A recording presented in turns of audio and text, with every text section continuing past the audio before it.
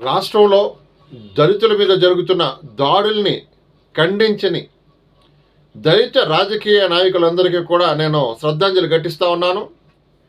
మీ సమాధుల మీద పువ్వులు పెట్టి కొవ్వొత్తులు వెలిగించి పూజలు చేయించడానికి మంచిది అది.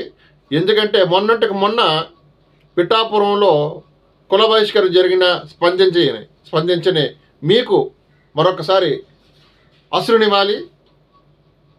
తర్వాత నిన్నగాక మొన్న తిరుపతి యూనివర్సిటీ మోహన్ బాబు యూనివర్సిటీలో ఒక దళిత విద్యార్థిపై దుర్మార్గమైన చర్య జరిగి వాడిని కొట్టి కిడ్నాప్ చేసి నోట్లో డ్రాయరు నోటుతో కుక్కి నోట్లో పోసినా కూడా స్పందించని దళిత రాజకీయ నాయకులారా, పదవుల్లో ఉన్న దళిత నాయకులారా, మీ అందరికీ కూడా మరొకసారి అసురునివ్వాలి. మీ ఆత్మలకి శాంతి కలగాలని దేవుని ప్రార్థిస్తూ ఉన్నాను.